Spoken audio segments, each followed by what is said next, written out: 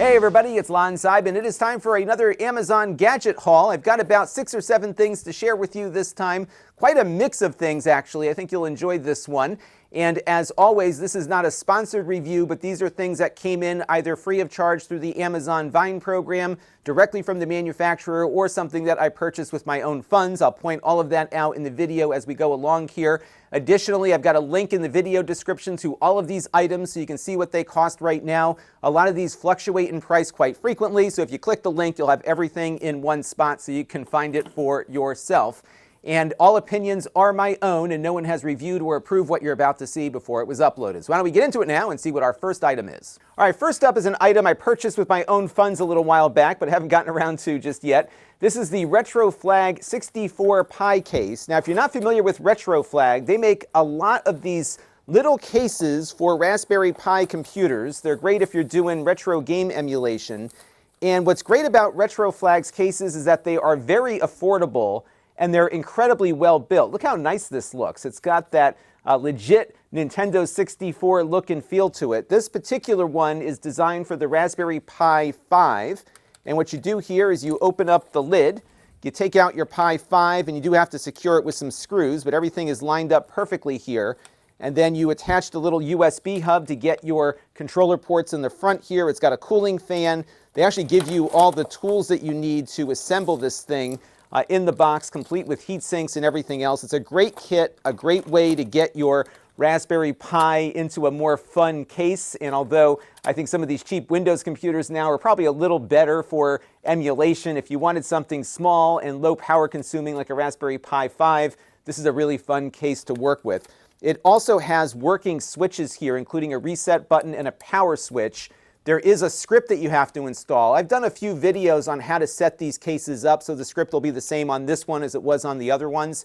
And so you can actually shut things off with the power switch whenever you're ready to log out. And it actually shuts down the Raspberry Pi properly by issuing the shutdown command before everything powers off after the switch is thrown. There's a little storage case here for your SD cards if you need to do that.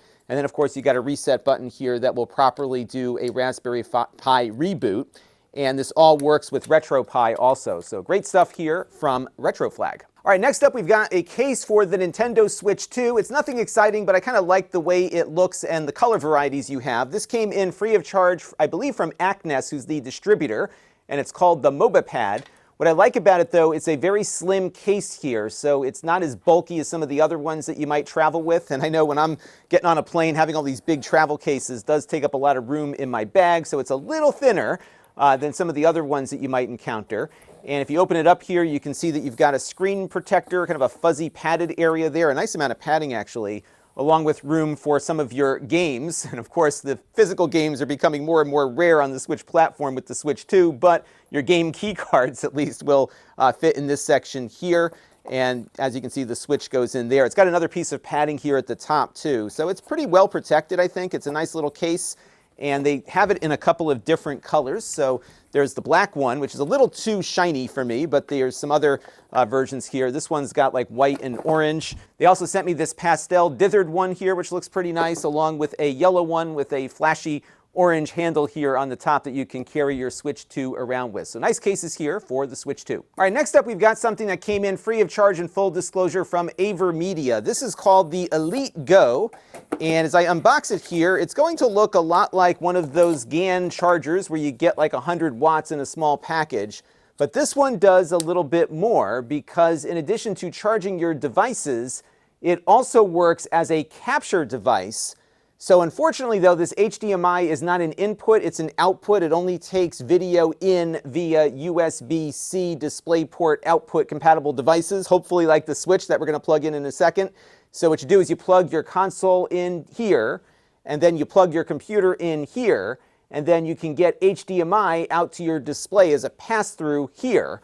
Now this one will support 1080p 60 max. I've got another one that's a little dock that we'll check out in a minute. And why don't we plug it in and let's see how it works. I've got OBS booted up on my Mac, and let's see if we can capture some Switch game footage with this power supply. All right, so here we go, real-time test. I've got the Switch 2 here running with Mario Kart World, and we'll just leave that here for a second. I've got my output display here, so what I'm going to do first is connect the Switch 2 up to our AverMedia thing here. Now I've got to plug it into the top slot here. So I'll do that, and hopefully the display on the switch will go dark, because that should mean that we are in docked mode. And I'm now going to attach my HDMI cord here, and I'm also going to attach up my computer. And hopefully this all comes together now once we get everything in place. So I've got everything connected. It looks like it didn't switch this into a docking configuration until the computer was attached. But now we've got the pass-through going here. So that seems to be working. I think this will pass 4K through, but it will only record 1080p 60 max. And let's jump over to my computer now and get OBS set up. All right, it looks like it is coming through. So we've got the OBS input working here. We've got the display also showing the image. Again, this is 1920 by 1080 at 60 frames per second. I did have to go in and manually change a few things. So I had it set it to the 60 frames per second preset here. And I also had to force the frame rate to 60, and that seems to have gotten everything working. Initially, it was coming in a little bit of a slow motion thing, but that seemed to have corrected things when I went in manually. So there you go. You've got yourself a power cord that can double as a switch dock and a capture device. So that's pretty neat. Now I've got another one that they sent me that works more like a dock. Let's check that one out. All right, so they call this one the Xtra Go, and again, this one looks more like a little docking station. By the way, these will work with the Steam Deck and other PC handhelds too. Pretty much anything that can output video over USB Type-C, this will work with. Now this dock has a couple of added features which we'll look at. One of them is that it's got an SD card slot, so you can actually record to this thing without having to have a computer attached at all. In fact, you just push this big button here at the top of it, and that will begin recording. And then you've got a few extra docking station slots on here too, and I'll explain how all of this works in a second. So that's the docking portion. They also include a handy cable, because not all of these little handheld game systems have their USB ports in the same spot. So although there isn't a port at the bottom of this by default, the cable that it comes with fits nicely inside this center slot here. So what you do is get the cable positioned properly. I was doing this better before. You get the cable positioned properly here, and then you can dock something on top of your device. There we go. So it is ready to go with something that has a bottom-loaded port or a top one, because you just have to take this out and put it on the top of your unit there. Now, as far as ports go, your game system plugs in here. It will charge the game system and take its video, along with getting all this hub stuff provided. This is where you have to attach a USB-C power supply. It does not come with a power supply in the box. You'll need to use the one that your console came with, but really any will do. This, though, will only do a maximum of 65 watts. The GAN charger we just looked at was 100 watts max, so this one does a little less power delivery, and you have to bring your own power to the mix. This is your HDMI output. You have two USB 3 ports here, and then you've got USB-C that goes to the computer. The computer, though, does not get charged through this. This is just for passing the data through for the video capture. So the only charging port, or the only thing that gets charged, is what you've got plugged in there. Now this switch here is to switch it between being a card reader and a card writer. So when you're in the left position here, it will record onto the card, and then if you want to read the card on the attached PC, you flick this to the right, and that gets you going from there. And that's pretty much the setup here. So why don't we start off with our Switch 2 and see what we can capture from it. And through the magic of editing here, I've got everything now hooked up. We've got the cable that we inserted earlier into the slot here, plugged into the handheld input position. We've got the power here. We've got the display output here. And then this cable is going back to my PC. So why don't we connect up our Switch 2 here, if I can get everything aligned properly. And what should happen now is that we should see the image transferred to the external display. And it looks like it's coming up now. So there we go. We got that going. And if we jump over to my Mac screen here running with OBS, we can see that the game is getting captured here too. Now what I'm going to do while it's going and doing all these things is I'm going to hit the button on the front of the unit here. So let's do that real quick. And as you can see now, it is lighting up red, which means that it is capturing while it is also sending video over to our OBS PC here. Now this, unlike the other one, will support 4K, but only at 30 frames per second. So I think that 1080p 60 is probably still the sweet spot here. But if you don't mind a 30 frames per second 4K output, you can capture 4K not only to your computer but also to the SD card here. So it looks like everything is working as expected. And why don't we hit the button here and stop that. And what I'm going to do now is switch the switch on the back here. I don't know if this is going to work in real time. I'm going to switch the switch on the back here and put it into card reader mode. And let's see if we can read back that file. All right, so I was able to mount the card here on my Mac. The problem, though, is that when I go to try to open the files up here, they look like they're corrupted. However, if I go into VLC, these do load up. So there might be some weird file heading that it's recording onto the card. Hopefully that might be something they can fix in a firmware update at some point. But as you can see here, the file is playing back fine. Again, this is what we recorded directly on the dock itself. From a codec standpoint, it looks like it's recording at 1080p. And although I'm not getting the frame rate on this, it looks like it is a 60 frames per second capture. So it's not a bad capture. It looks decent enough for something that's recording on device, but overall it's passable, and of course you'll get slightly better quality if you just run the output directly to your computer. But kind of neat that you can run that output and do the recording on device at the same time. And if you wanted a really quick way to record your gameplay, you just tap on that little button there and it will record it for you. Why don't we plug my Steam Deck in real quick, make sure that works, and then we'll move on to the next item. All right, so we've got my Steam Deck attached here, and it looks like everything is working as expected. I'm playing this new game that is actually a Sega Genesis game that will be on physical cartridge soon. This is called Eartheon. You might have seen some of the retro gamers talking about this. And it seems to be working okay here. I've got my controller plugged into one of the USB ports in the back. Video is working. I can start recording here by pushing the button, and of course I am capturing on my Mac as well. This has some scan lines that it introduces into the display, so it may not look as good to you as it does to me on screen right now. But all in, it is working as well with the Steam Deck as it was with the Switch. Remember that both of these products need a device that can output its video over USB-C, so it doesn't support a direct HDMI connection.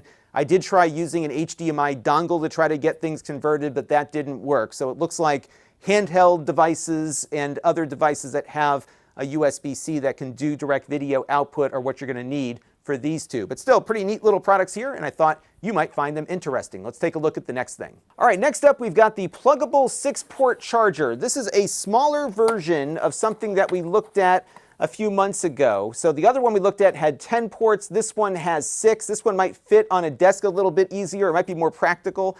And if you're like me, you've got more stuff to charge than you know what to do with.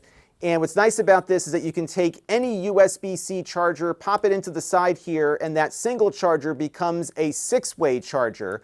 And the way it works is that it prioritizes charging based on the direction in which you're plugging things in. So things on the left-hand side will take priority for both charging, but also for the amount of watts that pass through it. I think this will take a maximum of 100 watts and divvy it up. I've got a Apple MacBook Pro power supply plugged into it right now that does about 98 watts. And if I plug in my Switch 2 here right now, you'll see that it should start lighting up here and charging in a second. There it goes. And then I could also plug my Steam Deck in and charge it on the second rung here. And what it's going to do is basically split up the power. So what it will do is it will basically divvy up the power across the board until it's out of capacity, out of budget, from what its power supply can deliver to it.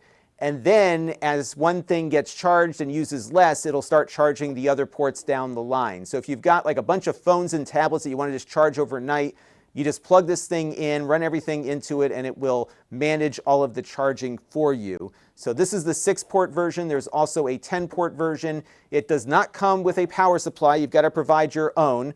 But if you've got a MacBook power supply or any other kind of USB power supply, it will work just fine here. So good stuff here from Plugable, a smaller version of something that I liked quite a bit. And in full disclosure, Plugable provided this to the channel free of charge for review. All right, next up I've got a fun camera rig here. This is called the Vrig, and like some of the other ones I've been playing with recently, these have Magsafe magnet rings on them. Now, of course, Magsafe is built into iPhones, so you can attach your iPhone pretty quickly and easily here. But you're not limited to iPhones because it does come with a ring in the box that you can attach to just about anything so that you can mount other branded phones as well. Now, this thing works in a couple of different ways. One is you can use it as a little handle here, so I can set it up for my remote shoots and just have it be my holder for the phone. It keeps everything nice and secure because it is magnet-based. but it also can work as a tripod here. So I can extend out its little legs and lift up the phone here, and now I've got myself a tripod. And it's got rubber feet on the ends here so it doesn't slide around or scratch up anything. So once you have it fully extended, it holds itself in place pretty well here. And then you can also fold it back up like so, and then attach a tripod mount to it and put it on a tripod like this. In fact, I was recording my daughter's school camp play over the weekend last week, and I was able to use this on a tripod. So that was pretty handy as well. One other thing that I really like about this, and this was something I used during my daughter's play, is that you have an additional magnet ring on the back of the ring that the phone attaches to.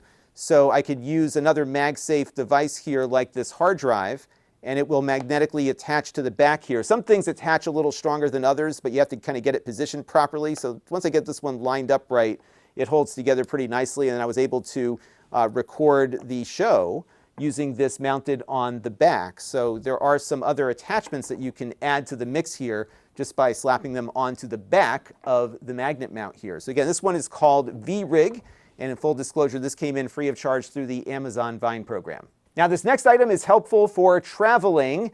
This is a MagSafe mount that you can use on a plane or a train or something because it's got this little vice grip that will lock into a tray or something that you can get it around. So when you get it onto the side of my desk here, as you can see, it gets itself nice and secure. I can lift up the MagSafe mount, and then I can take my phone and stick it to it and then move the phone around any which way I want. It's got a lot of flexibility in how the mount here can move, so that was pretty handy. It's got a very strong magnet on it. In fact, it just took my O-snap thing right off with it. So the magnet on this is super strong.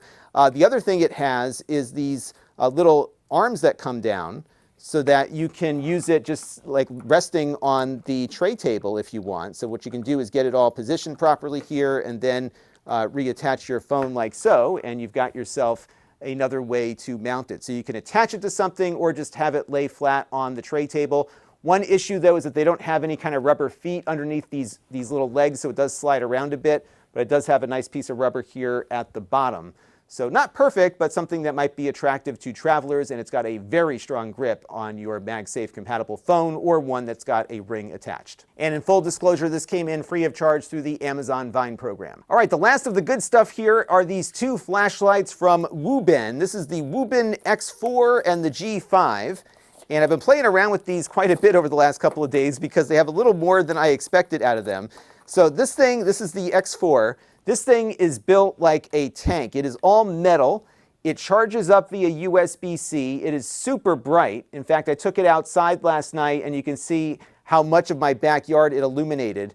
You can adjust the brightness here with this little dial. So right now it's at the maximum setting, and then you can turn it down this way to dim it out, so you can find what works best for you. It does get a little bit warm when it's running at full blast for a while, but it does seem to last a good amount of time, and it's pretty easy to charge up. There's a little button here in the back so you can turn it on with a click, and if you hold it there, it stays on, and then if you take your finger off, it turns off, so that's pretty convenient. They have a moonlight mode, which will give you a dimmer light, and then the second mode here, which is what we were in, will remember the last setting that the light was set at.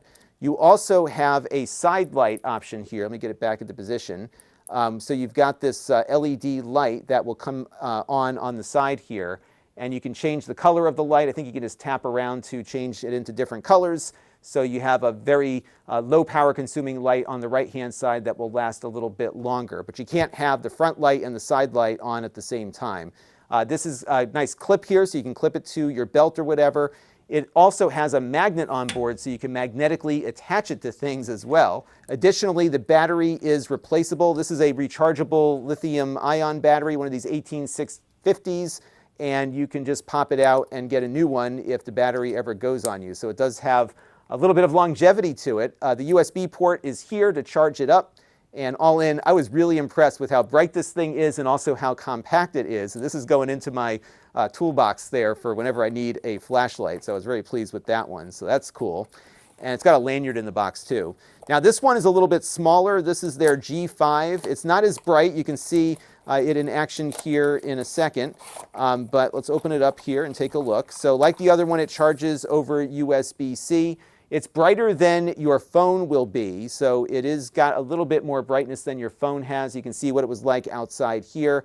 Works in a similar way in that you flick the switch into the on position and then push the button to get the light on, and then there's a dial here on the side to adjust the brightness. So when you're at full brightness, it'll blink there to let you know that that's at the full setting, and then you can go down and up from there. So pretty analog in how you approach that.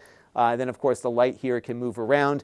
This one also has a magnet on the back, so you can stick it to stuff just like the other one did. So that is pretty handy. And then of course you charge it over USB-C. The battery on this one I don't think is removable, but it is super compact and a really fun little light to have in your toolbox. Now, like the larger light, the little one here is also made out of metal and is very solid. And in full disclosure, these came in free of charge from Wuben. Now, in these videos, I tend to show you things that I think are really cool, that I think you might find really cool too, but there's a lot of stuff that I look at that doesn't make the cut. So what I thought I would do moving forward is pick an item or two that didn't make the cut so you can see an example of something that wasn't so great. Let's have a look at this last item. So this is a device that calls itself UPS Power, and what it's designed to work as is a power adapter that can provide backup from a battery should the power go out. And as you can see on the back here, it's got some barrel connectors, a 5 volt, a 9 volt, and a 12 volt, along with a PoE output as well. So you could have like a camera or something that uses power over Ethernet connected. But it falls short in a couple of areas. First of all, this can only provide 18 watts of power even when it's plugged in, so it's very limited in what it can power. Also of note is that although you get this connector in the box for attaching your devices up to the barrel ports on here, it doesn't indicate what the polarity is. That's very important with universal power supplies because not everything is configured the same way from a polarity standpoint. So if you plug things in incorrectly, you can blow them up. I did ask the company about this. They said it shouldn't matter. You just plug it in and you're good to go. So that didn't give me a lot of confidence. So I haven't plugged anything into it because I don't know what polarity this thing is set at.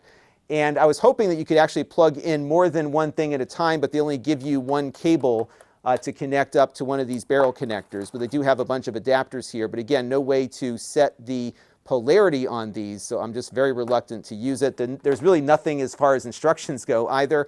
And then on the PoE side, this is only passive PoE, and they have a switch here to select 24 or 15 volts. Now, passive PoE just provides the same amount of voltage no matter what you're plugging in. Some of the newer devices, actually most of the newer devices that we look at use PoE plus or plus plus or plus plus plus that has a much more dynamic way to send power through the network. This does not support any of that. So the PoE here is not up to date, no polarity changes on that, only 18 watts of power, and the battery here can only last for about an hour or so at full draw. So neat idea, but poorly executed. So there you go. Not everything makes the cut here, and that was why this one did not. And I was actually delaying this video until it arrived because I thought it might be interesting, but a lot of times I end up disappointed. So that will do it for this gadget haul. Let me know what you thought down in the comments section. I've got a bunch more of these that you can find on the playlist link down below in the video description as well. And that will do it for this one. Until next time, this is Lon.TV. Thanks for watching.